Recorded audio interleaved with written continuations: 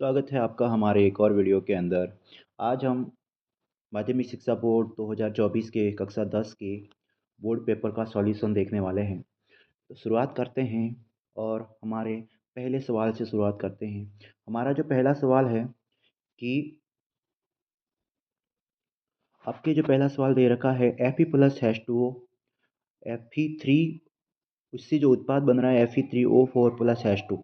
तो यहाँ पर देखोगे तो उपरोक्त अभिक्रिया में संतुलित समीकरण में Fe का गुणांक होगा।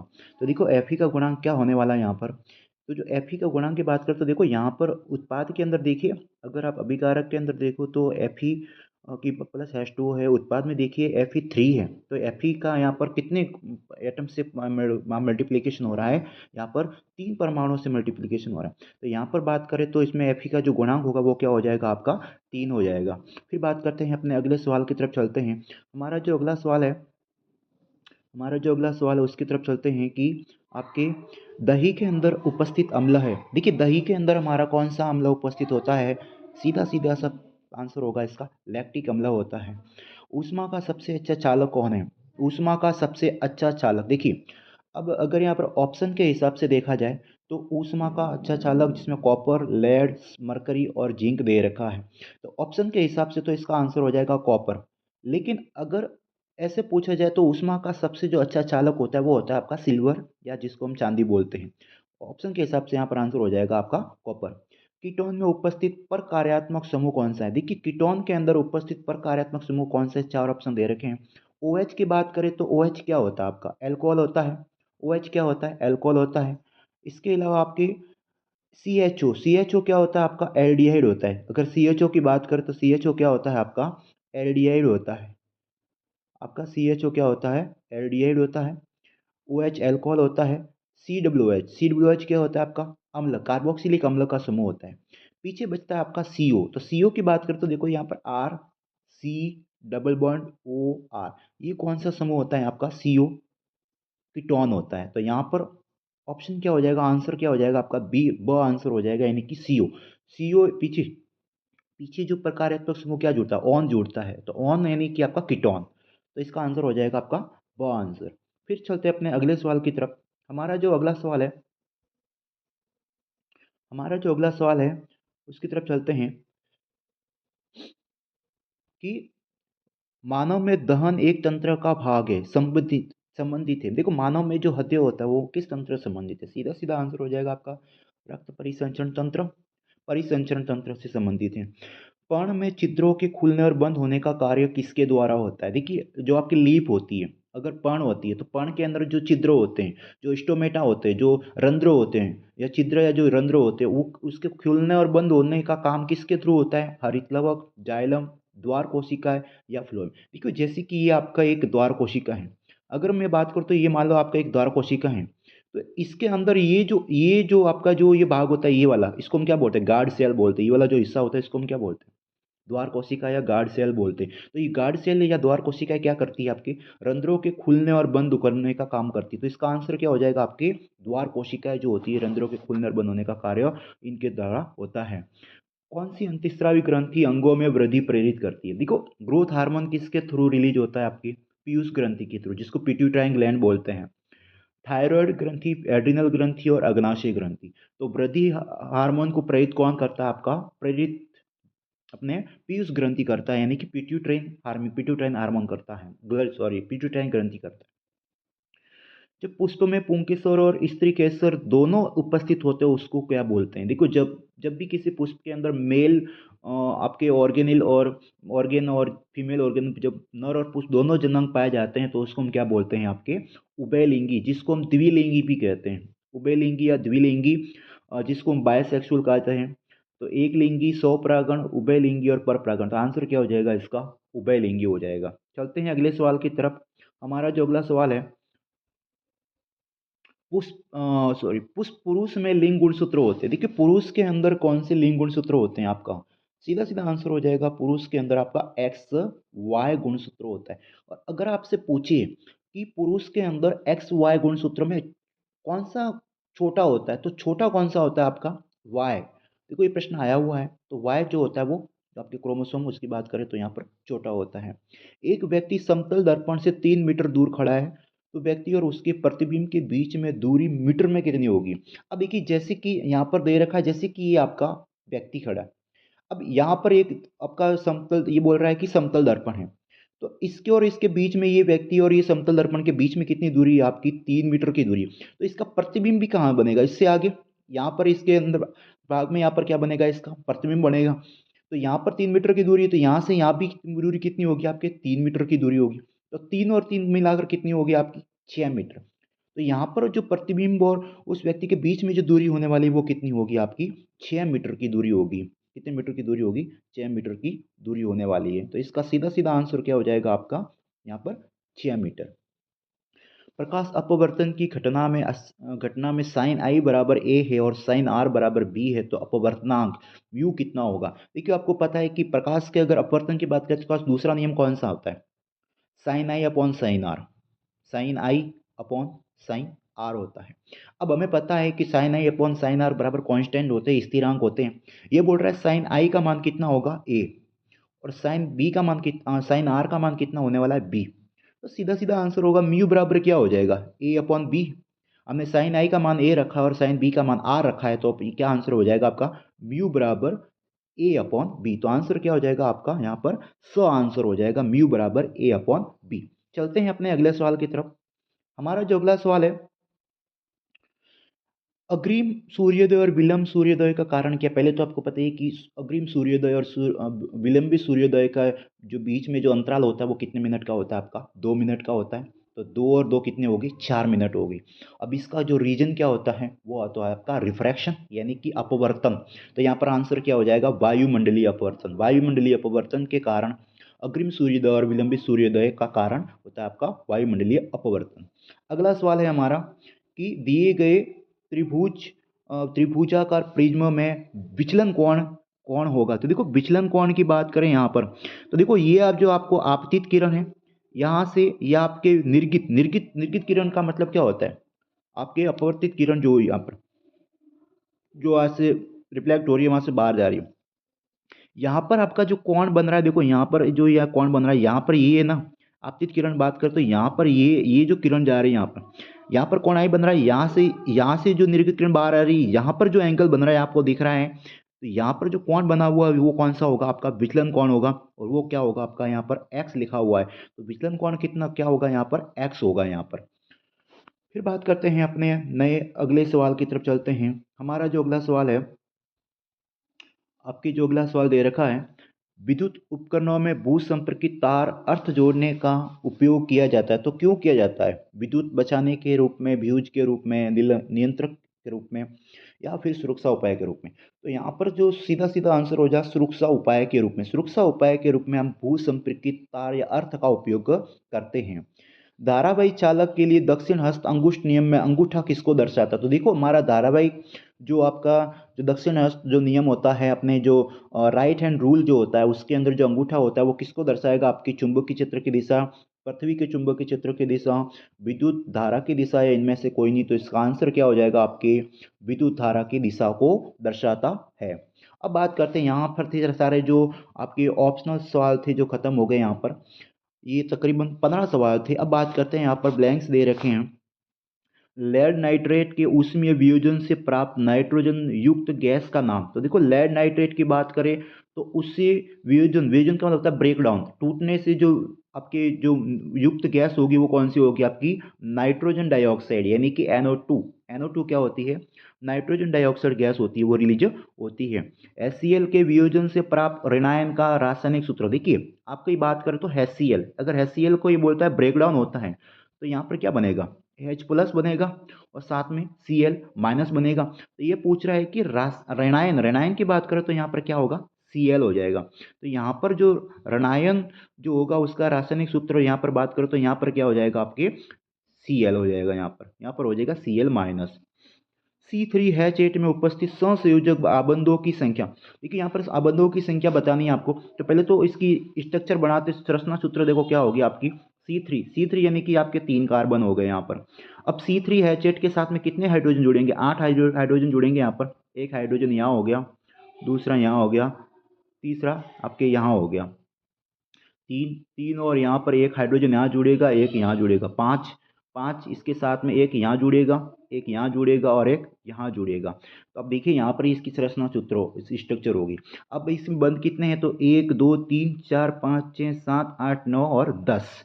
तो यहाँ पर जो आपके यहाँ पर जो आबंधों की संख्या कितनी होगी, बंधों की संख्या कितनी होगी, यहाँ पर मैंने आपको स्ट्रक्चर बना के बता दिया कि यहाँ पर कौन कौन से बॉन्ड बनेंगे, यहाँ पर बंध कौन से होंगे। तो यहाँ पर आपके जो आबंधों की संख्या होने वाली वो कितनी होगी, यहाँ पर 10 होगी।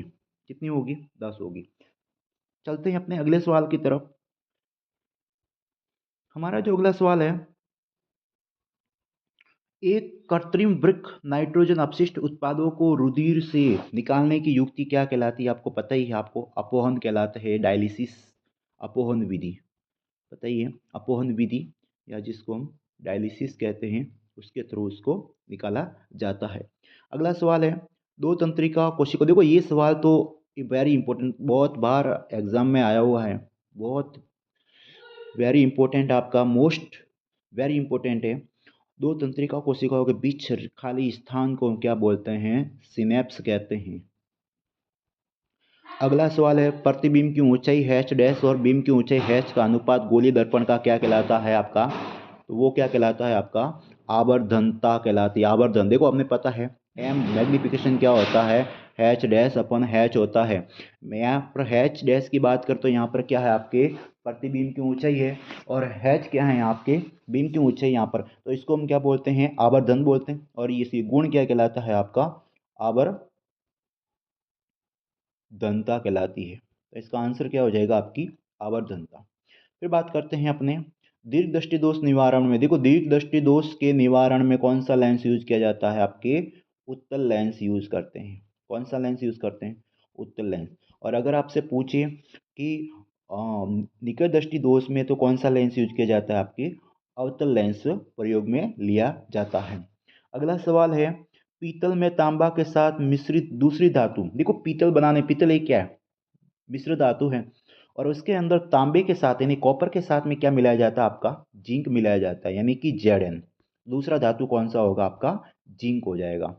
फिर बात करते हैं सल्फर ब्रोमीन आयोडीन में से चयन करके द्रव अधातु का नाम लिखिए। तो देखिए तीनों के तीनों क्या है, पहले तो अधातु है। देखो यहाँ पर एक सवाल बनता है, अगर आपसे पूछा जाता है कि कौन सा धातु द्रव अवस्था में पाया जाता है कमरे के ताप पर, तो आपको याद रखना है आपका पारा, पारा या मरकरी। वो द्रव धातु जो द्रव रूप में होता है, जो मेटल है, धातु है, लेकिन अगर आपसे पूछे अधातु, तो यहाँ पर सवाल दे रखा है कि कौन सा द्रव अधातु है, तो सल्फर अधातु है, ब्रोमीन अधातु है, और आयोडीन भी अधातु है। तो इसमें से कौन सा द्रव ईंधन, द्रव अधातु यानी लिक्विड फॉर्म में होता है, वो कौन सा होता है, आपका ब्रोमीन होता है। तो आपको याद रखना है, दोनों में कंफ्यूजन नहीं होना है। मेटल पूछे, धातु पूछे, तो पारा आपको याद रखना है, जिसको मरकरी बोलते हैं, उसका प्रतीक क्या होता है, Hg। और अगर आपसे पूछे अधातु तो ब्रोमीन याद रखना है। फिर बात करते हैं अपने अगले सवाल की तरफ कि अपने जो अगला सवाल दे रखा CH3, सी आपके ट्रिपल बॉन्ड CH, इसका नाम क्या होगा, तो सीधा सीधा इसका नाम क्या होगा। देखो पहले तो यहाँ पर देख रहे हो कि यहाँ पर ट्रिपल बॉन्ड है, ट्रिपल बॉन्ड की बात करें तो प्रोपेन हो जाएगा। अब ट्रिपल बॉन्ड है तो अनुल का जो लगने वाला वो क्या लगेगा, आयन जुड़ेगा, तो यहाँ पर इसका नाम क्या हो जाएगा, वन प्रोपाइन। क्या हो जाएगा, वन प्रोपाइन हो जाएगा। इसका क्या नाम हो जाएगा, आपका वन प्रोपाइन हो जाएगा। फिर बात करते हैं अगले सवाल की तरफ चलते हैं।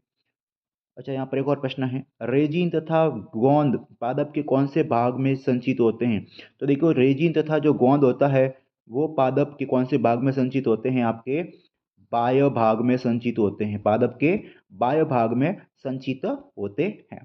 अगला सवाल है हमारा, अगले सवाल की बात करें तो हमारा जो अगला सवाल होने वाला है वो है, मस्तिष्क का कौन सा भाग रक्त दाब, लार और अनावमन का नियंत्रण करता है। तो देखो ये सारी जो क्रियाओं को नियंत्रित कौन करता है, मस्तिष्क का पक्ष भाग, पक्ष मस्तिष्क यानी कि अनुमस्तिष्क। और अनुमस्तिष्क का कौन सा भाग प्रेरित करता है, आपका मेडुला ऑब्लोगेंटा, मेडुला वाला भाग, आपका मेडुला ऑब्लोगेंटा जो भाग होता है वो क्या करता है, आपको इन सभी क्रियाओं को नियंत्रित करने का काम करता है। फिर बात करते हैं दो जीवाणु जनित रोगों के नाम, दो जीवाणु जनित संक्रमित रोगों के नाम। तो देखो जीवाणु जनित रोग जो जीवाणुओं से होते हैं, जैसे कि आपका टाइफाइड है, टीबी जिसको बोलते हैं, हैजा है, इसके अलावा आपके तपेदिक है, विब्रियो कोलेरा जो जिससे रोग जो होता है, निमोनिया है। तो कई प्रकार के रोग है जो आपके जीवाणु जनित होता है। जैसे कि मैं यहाँ लिख देता हूँ आपका, एक तो आपका हो गया हैजा, टीबी, ये मैंने दो रोग बताए हैं, तपेदिक है, निमोनिया वगैरह है, और ये सारे के सारे अपने जीवाणु से होने वाले रोग हैं। फिर बात करते हैं अपने मेंडल के लक्षणों की वंशागति नियम के प्रयोग में F2 पीढ़ी में प्राप्त बौने पौधों का अनुपात। तो यहाँ पर दे रखा है कि मेंडल के लक्षणों की वंशागति के प्रयोग में F2 पीढ़ी, अगर F2 पीढ़ी की बात करें तो उसमें F2 पीढ़ी का रेशियो कितना होता है, 3:1। अगर हम F2 पीढ़ी की बात करें तो इसका रेशियो क्या होता है आपका, 3:1 होता है। हमने पढ़ा है कि इसका लक्षण स्वरूप क्या होता है, 3:1। अब ये पूछ रहा है कि इसका बौने पौधों का अनुपात। तो देखो, अगर 3:1 की बात करें तो कुल मिलाकर कितना परसेंटेज रहता है, 100%। अब 100% के अंदर 3 अनुपात किसका होगा, यानी 3 अनुपात का मतलब कितना होता है, 75%। 75% आपके लंबेपन का है, एक भाग है वो कौन, अब 75, 100 में से 75 तो गए, कितने बचे आपके 25%। तो बौने पौधों का जो रेशियो होगा वो कितना होगा यहाँ पर आपके 25% होगा। कितना होगा आपका, 25% होगा यहाँ पे। फिर बात करते हैं अपने अगले सवाल की तरफ। गोलीय लेंस के लिए बिंब यू, प्रतिबिंब की दूरी एफ और फोकस दूरी एफ और प्रतिबिंब की दूरी वी के अंदर आप में संबंध बताना है। तो आपको पता है गोलीय लेंस दे रखा, तो लेंस के अंदर आपको पता है कि लेंस फॉर्मूला आपको पता होना चाहिए, 1/f=1/v-1/u।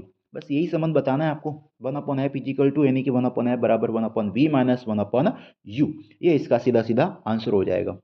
फिर बात करते हैं अपने अगले सवाल की तरफ। नेत्र में कौन सा भाग पुतली के साइज को नियंत्रित करता है। तो देखो, ये भी प्रश्न पहले भी कई बार आया हुआ है, सवाल है, बड़ा अच्छा सवाल है, इंपॉर्टेंट सवाल है कि पुतली के साइज को नियंत्रित कौन करता है। तो आपका करता है परिचानिका। परिचानिका जिसको हम क्या बोलते हैं, आइरिस बोलते हैं, इंग्लिश में क्या बोलते हैं उसको, आइरिस बोलते हैं। तो ये ध्यान रखना है, पुतली के साइज को कंट्रोल कौन करता है, आपकी परिचानिका या आइरिस करता है। चलते हैं अगले सवाल की तरफ हमारे। अपना जो अगला सवाल है, पारतंत्र में उपभोक्ता का एक उदाहरण लिखिए। देखो, उपभोक्ता तो एक ही उदाहरण लिखना कि उपभोक्ता, कस्टमर। कस्टमर उपभोक्ता क्या है, जो अपने भोजन के लिए उत्पादक जो दूसरों पर डिपेंड रहता है। तो यहाँ पर जैसे मैं बात करूँ मानव, मनुष्य, मनुष्य भी एक प्रकार से क्या है, उपभोक्ता ही है, जो क्या करता है, अपना भोजन ग्रहण करता है। तो यहाँ पर एक उदाहरण लिखना था, तो हमने बता दिया यहाँ पर मानव। फिर बात करते हैं, उपरोक्त अभिक्रिया में यौगिक एक्स का रासायनिक नाम व सूत्र लिखिए। देखो, यहाँ पर बात करें Na2CO3, और फिर यहाँ पर दे रखा है 2HCl। उत्पाद के अंदर यहाँ पर क्या बनेगा, यहाँ पर देखिए। तो यहाँ पर बात करें तो यहाँ पर क्या बनने वाला आपका, इसका रासायनिक नाम लिखना है। तो देखो, Na2CO3 ये क्या है आपका, सोडियम कार्बोनेट है। HCl के कितने एटम्स यहाँ पर मॉलिक्यूल दे रखे हैं आपको, दो दे रखे हैं। साथ में H2O बन रहा है, CO2 बन रहा है। तो देखो, यहाँ पर दो चीजें रह गई है, Na रह गया और Cl रह गया है। बाकी आपका H2O आ गया है, CO2 आ गया है, बचा है आपका Na और Cl। तो यहाँ पर बनेगा आपका NaCl। क्या बनने वाला है, NaCl। देखो, यहाँ पर सोडियम कितने परमाणु, दो परमाणु है, क्लोरीन कितने परमाणु, दो परमाणु, तो यहाँ पर दो आगे आ जाएगा। तो 2NaCl हो गया यहाँ पर, यानी कि ये क्या हो गया, 2NaCl हो गया। NaCl क्या बोलते हैं उसको, अभी ये पूछ रहा है कि सूत्र, तो सूत्र हमने लिख दिया NaCl। रासायनिक नाम क्या होगा इसका, तो NaCl जिसको हम साधारण नमक बोलते हैं, रासायनिक नाम क्या होता है, सोडियम क्लोराइड। तो ये आपको ध्यान रखना है, इसका रासायनिक नाम क्या हो गया, सोडियम क्लोराइड हो गया। बस ये सवाल था और ये इसका आंसर था। फिर बात करते हैं अगले सवाल की तरफ। धातुएं विद्युत की चालक होती है, उपरोक्त कथन के प्रयोगशाला परीक्षण के लिए प्रयुक्त उपकरण को चित्र बनाई। तो ये आपको इसके लिए एक चित्र बनाना है कि धातुएं भाई विद्युत की चालक होती है, तो इसके लिए आपको यहाँ पर एक चित्र बनाना, डायग्रामेटिक चीजें, जो धातु विद्युत की चालक होती है। तो आपको लाइनिंग या एक बेसिक चित्र बनाना है, जिसके अंदर आपको कोई मेटल लेना है और उसके अंदर धारा का प्रवाह करना है, उसको एक बैटरी से संयोजित करके जोड़ के आपको एक परिपथ बनाना, चित्र बनाना है। जल की उपस्थिति में मैले कपड़े पर साबुन लगाने पर कपड़ा साफ क्यों हो जाता है, यूने मिसेल पढ़ा होगा। आपको पता है कि साबुन जो होता है, साबुन के अंदर सोडियम और पोटेशियम के लवण होते हैं, बेसिकली कठोर जल के साथ झाग उत्पन्न नहीं करते हैं। लेकिन जब उस कंडीशन में उसके अंदर क्या करता है, मिसेल जो होता है, आपको पता है हाइड्रोफोबिक और हाइड्रोफिलिक भाग जो होता है आपका, जो जल रागी और जल विरागी वाला जो सिरा होता है, तो उस मिसेल प्रोसेस के थ्रू क्या होता है, आपके कपड़े जो होते हैं साफ हो जाते हैं। एथीन अणु की इलेक्ट्रॉन बिंदु संरचना। देखिए, एथीन क्या होता है आपका, फॉर्मूला क्या होता है, C2H4। फॉर्मूला क्या होता है, C2H4। अब यहाँ पर देखो सी, अगर बात करो तो कार्बन कार्बन कार्बन कितने, दो। कार्बन के बीच में कितने बॉन्ड होंगे, दो बॉन्ड होंगे। और यहाँ पर इसके साथ में कितने हाइड्रोजन जुड़ने वाले हैं, चार हाइड्रोजन जुड़ेंगे, एक, दो, और इसके अलावा मैं यहाँ पर भी एक हाइड्रोजन बना रहा हूँ और एक इधर भी हाइड्रोजन बना रहा हूँ। ये चार हाइड्रोजन बन गए। इलेक्ट्रॉन बिंदु की संरचना की बात करो तो यहाँ पर क्या हो जाएगा, यहाँ पर मैं इसी में बना रहा हूँ। देखो यहाँ पर एक कार्बन की वैलेंसी, इसकी कार्बन की वैलेंसी दो हो गई, एक इस कार्बन की वैलेंसी और यहाँ पर इस कार्बन की वैलेंसी। अब हाइड्रोजन की एक वैलेंसी, यहाँ पर इलेक्ट्रॉन जुड़ेगा, एक इस हाइड्रोजन का इलेक्ट्रॉन जुड़ेगा। अब ये कार्बन बचा, इसका एक इलेक्ट्रॉन यहाँ, एक दूसरा यहाँ, तीसरा यहाँ जुड़ेगा और चौथा यहाँ जुड़ेगा। हाइड्रोजन का एक इलेक्ट्रॉन यहाँ जुड़ेगा, हाइड्रोजन का एक इलेक्ट्रॉन यहाँ जुड़ेगा। तो इस प्रकार से आपको मैंने इसी के अंदर आपको एक इलेक्ट्रॉन बिंदु संरचना आपको बना के दिखा दी है। फिर बात करते हैं अपने अगले सवाल की तरफ। गति गर्भ निरोधक की दो विधियों को समझाइए। देखो गर्भ निरोधक जो प्रेगनेंसी को रोकने के लिए जो अपने जो विधियाँ होती है, जैसे कि कॉन्डम है, अपने जो कॉपर टी है, कॉपर टी का इस्तेमाल भी किया जाता है, या फिर प्रिकॉशन के रूप में जो सहेली मेडिसिन होती है, टैबलेट्स होती है, वो ली जाती है। तो कई से प्रकार की जो प्रोसेस है जिसके थ्रू क्या किया जाता है, गर्भधारण को रोका जाता है। शुद्ध लंबे कैपिटल टी और शुद्ध बौने स्मॉल टी में F2PD के लक्षणों की वंशागति को दर्शाने वाला एक रेखा चित्र बनाइए। तो चलिए देखो हमें देखते हैं यहाँ पर। तो ये बोला शुद्ध लंबे, तो देखो हम यहाँ पर लेते हैं शुद्ध लंबे यानी कि कैपिटल टी। फिर बात करते हैं शुद्ध लंबे स्मॉल टी और स्मॉल टी। अब इनके बीच में जब ये पेरेंटल पीढ़ी के बीच में जब हमें हाइब्रिडाइजेशन होगा, संकरण होगा, तो यहाँ पर क्या बनेगा, कैपिटल टी और स्मॉल टी बनेगा। ये क्या हो गया, विषम युग्मजीव हो गया। अब ये बोल रहा है ये आपकी F1 पीढ़ी है, यहाँ पर हमारे पास में क्या बना है, ये विषम युग्मजीव बना है। और अब इनके बाद में इसका एक, अगर हम इसके बीच में हाइड्रोजन क्रॉस करके पेनेट वर्ग बनाते तो वो कैसे बनेगा आपका, देखो मैं बता देता हूँ। यहाँ पर इस प्रकार से, यहाँ पर और इस प्रकार से, यहाँ पर ये और यहाँ पर हो गया। अब यहाँ पर बात करें तो capital T, small T, capital T और स्मॉल टी। अब इनके बीच में क्रॉस करेंगे, कैपिटल टी और स्मॉल टी, कैपिटल टी और स्मॉल टी, स्मॉल टी और स्मॉल टी। तो देखो हमारे पास चार वर्ग बन गए, एक, दो, तीन, चार। अब हमारे पास देखो capital T small T, capital T small T और स्मॉल टी और स्मॉल टी, यानी कि तीन प्रकार के युग्मक देख रहे हैं। एक तो वो लंबे हैं, जिसमें एक शुद्ध लंबा है, दो अशुद्ध लंबे हैं और एक शुद्ध बौना है। तो यहाँ पर इसका रेशियो क्या होगा, अगर मैं बात करूँ यहाँ पर F2PD का जो फिनोटाइप रेशियो क्या होने वाला है, तो वो होने वाला है आपका 3:1 होने वाला है। जीनोटाइप रेशियो पूछे तो वो कितना होने वाला है, 1:2:1 होने वाला है। बस ये आपको करना था। तो इस प्रकार से आपको ये पूरा का पूरा आपको प्रोसेस करना था इस सवाल के अंदर। फिर बात करते हैं अपने अगले सवाल की तरफ। एक 10 फिर बात करते हैं अपने अगले सवाल की तरफ चलते हैं। हमारा जो अगला सवाल है, एक 10 ओम प्रतिरोधक में 3 एम्पियर की धारा 2 सेकंड के लिए प्रवाहित की जाती है, तो कुंडली में उत्पन्न ऊष्मा का मान ज्ञात कीजिए। तो यहाँ पर देखो तीन वैल्यू दे रखी है, प्रतिरोध दे रखा है, धारा दे रखी है और समय दे रखा है। उत्पन्न ऊष्मा यानी कि हीट H। अगर आपने जूल का तापन नियम पढ़ा होगा तो हमने एक रिलेशन देखा था हीट और इसके बीच में, आई इसके H बराबर क्या होता है, I²RT होता है। सीधा सीधा हमें याद रखना है। यहाँ पर तीन आपकी वैल्यूज दे रखी है, तो H बराबर क्या हो जाएगा आपका, आई कितना है आपके, यहाँ पर धारा कितनी दे रखी है, 3 एम्पियर दे रखी है। तो तीन का स्क्वायर हो गया। मैं डायरेक्ट यहाँ पर 3 × स्क्वायर यानी क्या होगा, 3 × 3 आर कितना दे रखा है, 10 दे रखा है, इंटू टी कितना दे रखा है, 2 दे रखा है। मल्टीप्लाई करना है इन सबको। यहाँ पर मैंने पीछे 2 लिखे हैं, 3 × 3 9, 9 × 10 90, 90 × 2 कितना हुआ, 180। तो 180 जूल होगा, क्योंकि यहाँ पर जूल क्यों, जूल यहाँ पर किसका मात्रक, ऊष्मा, ऊर्जा और कार्य का मात्रक जूल होता है। यहाँ पर जो ऊर्जा वो किसके रूप में है, ऊष्मा के रूप में। तो मात्रक क्या हो जाएगा आपका, एक जूल हो जाएगा। आंसर क्या हो जाएगा, 180 जूल हो जाएगा। मैंने आपको सॉल्व करके बता दिया कि कौन सा बेसिक प्रोसेस होगा जिसके थ्रू इसका आंसर। तो अगर आपसे किसी भी ऐसे सवाल में अगर आपसे ऊष्मा ज्ञात करने का पूछा जाए, तो आपको, अगर आपको इस प्रकार से वैल्यू दे रखी हो, तो आपको ये आपका फॉर्मूला चूज करके लगा के आपको इस प्रकार से सॉल्व करना है। चलते हैं अपने अगले सवाल की तरफ। हमारा जो अगला सवाल है, बहुत ही अच्छा सवाल है, ये बहुत ही अच्छा सवाल है। दिए गए परिपथ में ए और बी के बीच में अपने तुल्य प्रतिरोध ज्ञात कीजिए। तो देखो सबसे पहले तो आपको अगर ऐसा सवाल आता है तो पहले तो आपको ऐसे परिपथ को अच्छे से देखना है कि कौन से क्रम में जुड़े हुए हैं, जो भी रेजिस्टेंस है आपके प्रतिरोध है वो कौन से क्रम में जुड़े हुए हैं, श्रेणी क्रम में है आपके पास और या समांतर क्रम में है। तो सबसे पहले तो देखो, जो श्रेणी क्रम में देखिए यहाँ पर ये 3 ओम है और ये 3 ओम है, ये कौन से क्रम में है, अपने श्रेणी क्रम में है। तो श्रेणी क्रम की बात करें तो यहाँ पर क्या हो जाएगा, आर बराबर R1 प्लस R2 हो जाएगा। R1 कितना है आपका 3, R2 भी कितना है आपका 3 ओम, दोनों को ऐड करेंगे कितना आएगा 6 ओम हो जाएगा। अब ये हमारे पास यहाँ पर कितना आ गया, हमारे पास 6 ओम हो गया। अब ये और ये कौन से क्रम में हो गया, आपके समांतर क्रम में हो गया। तो समांतर क्रम में निकालने के लिए फॉर्मूला क्या होगा आपका, 1/R बराबर 1/R1 प्लस 1/R2 हो गया। R1 कितना है आपका, एक 1/R1 कितना है आपका 6, R2 भी कितना है आपका 6। अगर हम दोनों का लसाअ लें तो 6 आएगा, 6 को 6 पे डिवाइड करेंगे तो 1 आएगा, इसमें भी 1 आएगा, तो कितना हो गया 2 हो गया। तो 2/6 2/6 हो गया।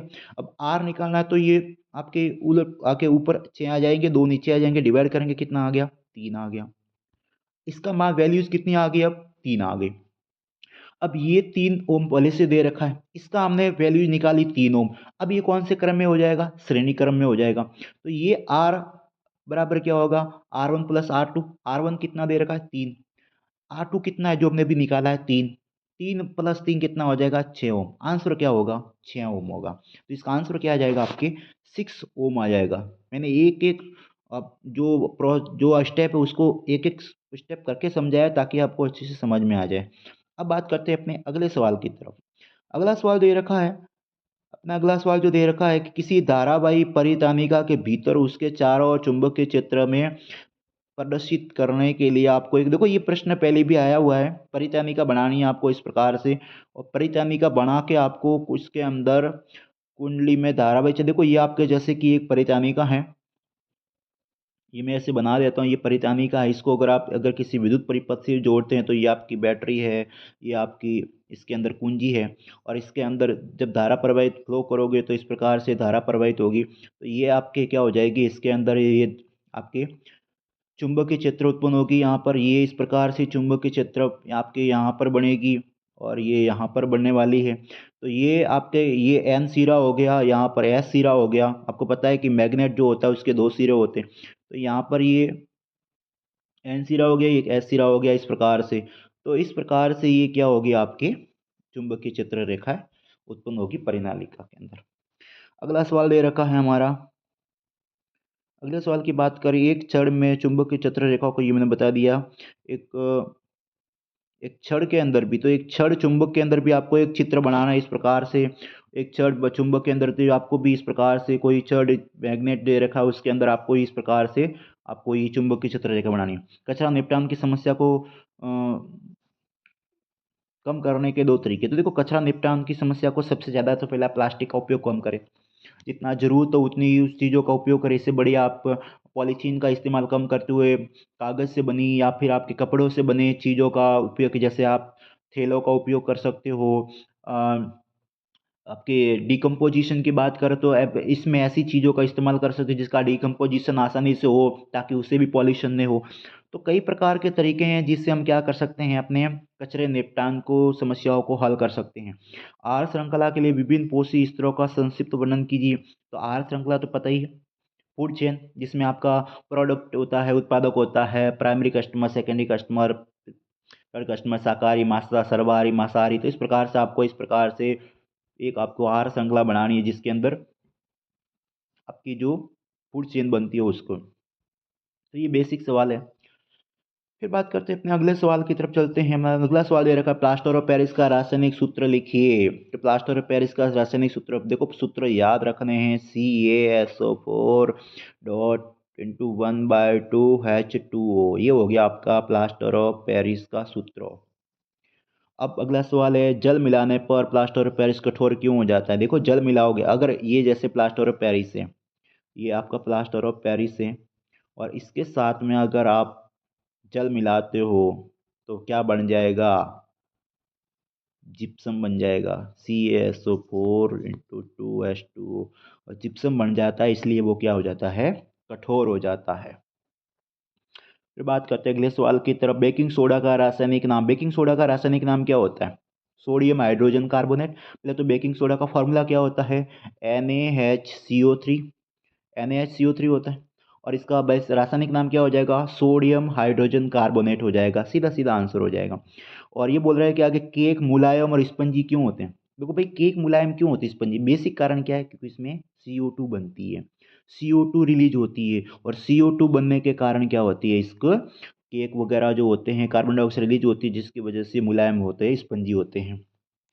अनैच्छिक क्रियाएं मस्तिष्क कौन से भाग से निष्क्रिय होती है, तो सीधी सी बात है, अनैच्छिक क्रिया आपके पश्च मस्तिष्क, जो अनुमस्तिष्क, जो आप पश्च मस्तिष्क या अनुमस्तिष्क, जो मेडुला वाला जो भाग होता है, उसके थ्रू क्या होती है आपके अनैच्छिक क्रिया। एक उदाहरण द्वारा समझाइए। उदाहरण जैसे कि आपके जैसे ब्रीथिंग वगैरह है, बमन वगैरह है, रेस्पिरेशन वगैरह है, ये सारी की सारी रक्तदाब, ब्लड प्रेशर वगैरह है, ये कई प्रकार की ऐसी क्रियाएं जो अनैच्छिक क्रियाएं होती है, जिसका नियंत्रण इनके थ्रू होता है। अगला सवाल है हमारा, मनुष्य के नर जनन तंत्र। देखो मनुष्य का नर जनन तंत्र हो, जिसमें आपको चित्र बनाना है, जिसमें टेस्टिस, शुक्रवाहिनी, शुक्र ग्रंथ, शुक्राशय वगैरह है, पेनिस वगैरह, ये कई प्रकार के जो पार्ट दे रखे वो आपको बनाने हैं। नर जनन तंत्र में आपको, मादा जनन तंत्र में वही आपको ओवरी होता है, फैलोपियन ट्यूब होती है, वेजाइना पार्ट होता है, यूट्रस वाला भाग होता है, वो सारी चीज़ें इसके अंदर बनानी है। विद्युत विभवांतर को परिभाषित कीजिए। तो विद्युत विभवांतर में क्या होता है, यानी कि एक विद्युत क्षेत्र के अंदर जब एकांक जनावेश को एक बिंदु से दूसरे बिंदु तक लाने में किया गया कार्य क्या कहलाता है, विद्युत विभवांतर कहलाता है। इसका मात्रक क्या होता है, तो विभवांतर का जो ऐसा ही मात्रक क्या होता है आपका, वोल्ट होता है। अगला सवाल है, एक विद्युत विभवांतर के मापने के लिए, तो विभवांतर को मापने के लिए कौन सा यंत्र उपयोग में लेते हैं, तो विभवांतर को मापने के लिए हम क्या करते हैं, वोल्ट मीटर काम में लेते हैं। याद रखना है, एक परिपथ के अंदर इसको जोड़ना है, तो आपको एक परिपथ बनाना है बेसिक सा, और इसके अंदर आपको क्या करना है, इसके अंदर वोल्ट मीटर लगाना है।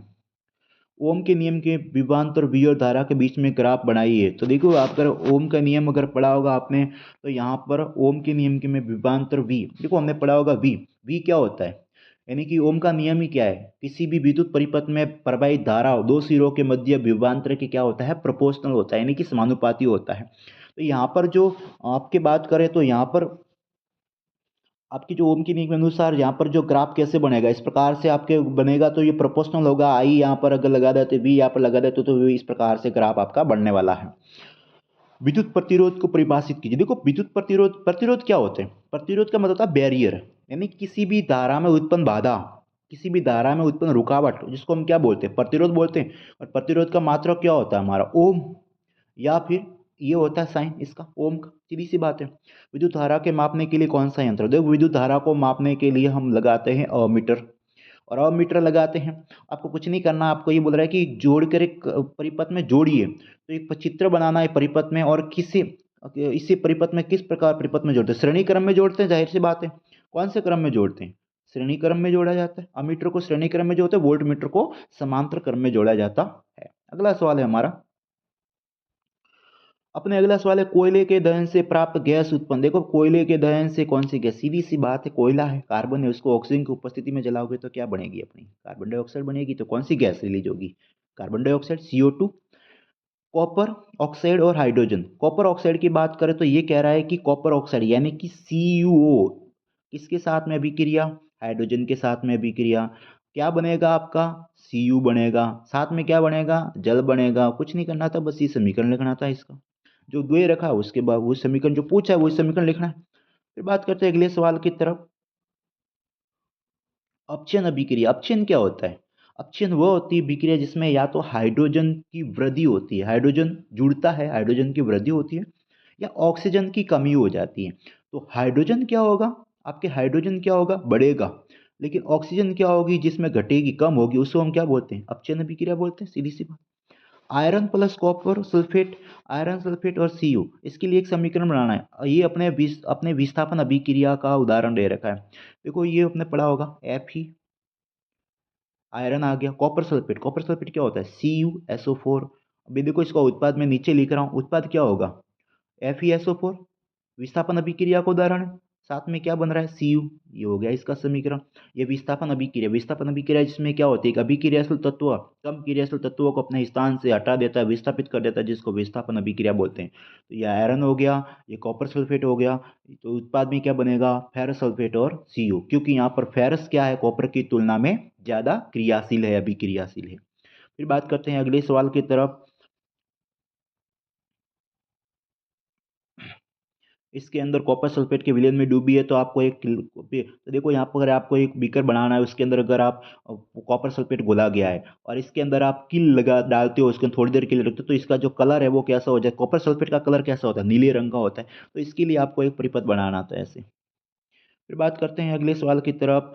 अपने अगले सवाल की तरफ, प्रकाश संश्लेषण के द्वारा कौन कौन सी घटनाएं। तो देखो प्रकाश संश्लेषण पता ही है आपको, प्रकाश संश्लेषण में क्या होता है, सूर्य और प्रकाश की उपस्थिति में, क्लोरोफिल की उपस्थिति में क्या होता है, अपनी विक्रिया होती है। अपने क्या होता है, CO2 ब्रेक डाउन होता है, CO2 का विघटन होता है, हाइड्रोजन का विघटन होता है। प्रोडक्ट में किसका निर्माण होता है, कार्बोहाइड्रेट के रूप में कौन बनता है, ग्लूकोज बनता है। CO2 का विघटन होता है, ब्रेकडाउन एनर्जी रिलीज होती है आपके, और उस कंडीशन के अंदर आपके ऑक्सीजन रिलीज होती है। तो ये सारे के सारे प्रोसेस उसके अंदर घटनाएं लिखनी है। एक पत्ती के अनुप्रस्थ काट, तो आपको एक पत्ती का एक चित्र बनाना है जिसके अंदर अनुप्रस्थ काट का आपको पूरा जो बुक में अंदर दे रखा है, पत्ती का इंटरनल पार्ट जो अनुप्रस्थ काट जो दे रखा है इसका, आपके फोटोसिंथेसिस प्रोसेस दे रखा है। फिर आपके दे रखा क्रॉस सेक्शन बनाना है। पत्तियों में रंध्रों के खुलने बंद करने की समझे पता ही, पिछले सवाल में देखा था। गार्ड सेल जो होती है, द्वार कोशिका है, जिसके थ्रू क्या होती है, पत्तियों के रंध्र खुलते हैं और बंद होते हैं। खुले और बंद रंध्र का चित्र बनाना है आपको। तो ये चित्र, दोनों चित्र बुक में दे रखे हैं इस प्रकार से। आपको इस प्रकार से दोनों चित्र जो होते हैं वो बुक में दे रखे हैं आपके, ओपन और बंद के दोनों के। गोलीय दर्पण किसे कहते हैं, ऐसा दर्पण जिसका परावर्तक पृष्ठ कैसा होता है, गोल होता है। दो प्रकार के गोलीय दर्पण होते हैं आपके। ये होता है आपका कौन सा होता है, उत्तल होता, अब सॉरी अवतल होता है। और ये कौन सा होता है आपका, ये कौन सा आता है आपका अवतल, उत्तल होता है, ये अवतल होता है। गोलीय दर्पण के ध्रुव को परिभाषित किया, अगर जैसे कि ये गोलीय दर्पण है, इसका ध्रुव ध्रुव यानी कि जो गोलीय दर्पण के परावर्तक पृष्ठ का जो मध्य बिंदु, केंद्र बिंदु होता है, वो क्या कहलाता है, इसका पोल या पी, पी यानी इसका पोल या ध्रुव बोलते हैं। यदि लेंस की क्षमता +4 डायोप्टर है तो फोकस दूरी ज्ञात कीजिए। आपको पता है कि पी बराबर क्या होता है, फोकस दूरी और अपने प्रकाश, अगर लेंस की क्षमता में रिलेशन देखें तो पी बराबर क्या होता है, 1/f होता है। ये बोल रहा है लेंस की क्षमता 4 है तो एफ निकालना, तो ये निकालना, तो एफ बराबर फिर क्या हो जाएगा, 1/p हो जाएगा। पी कितना दे रखा है आपका, 4 दे रखा है, तो एफ बराबर क्या हो जाएगा, 1। कितना दे रखा है, 4 दे रखा है। यहाँ पर कितना दे रखा है, +4। तो अगर 1 के अंदर आप डिवाइड करोगे 4 जीरो, तो यहाँ पर क्या हो जाएगा। अब देखो यहाँ पर 4 है, यहाँ पर 1 है, तो डिवाइड करोगे तो भाग टूट जाएगा, यहाँ पर 0.2 आ जाएगा। और यहाँ पर क्या आ जाएगा आपके 5 आ जाएगा, 0.25 मीटर। सेंटीमीटर में कितना आ जाएगा, 25 सेंटीमीटर। ठीक है।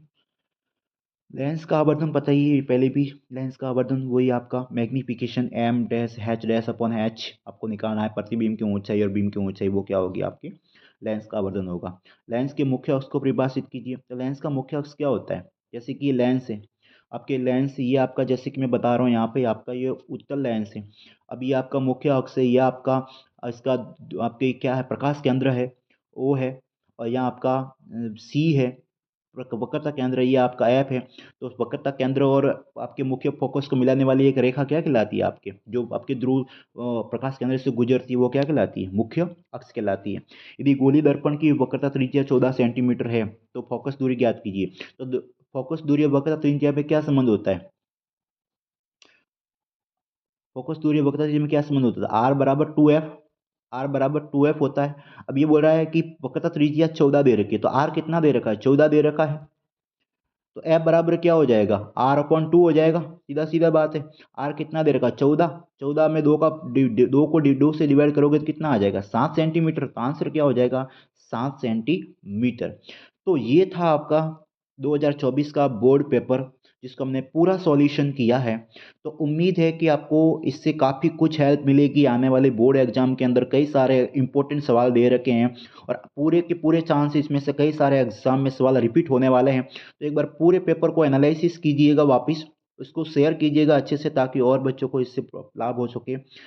तो मिलते हैं आपको हमारे एक और अगले वीडियो के अंदर, इम्पोर्टेंट वीडियो के अंदर, जिसमें हम कुछ और टॉपिक्स लेके आने वाले हैं, कुछ 10th बोर्ड को देखते हुए, 10वीं बोर्ड को देखते हुए। तो मिलते हैं अपने एक अगले वीडियो के, जब तक के लिए चैनल को सब्सक्राइब करते रहिए, शेयर करते रहिए और अपना ध्यान रखिए।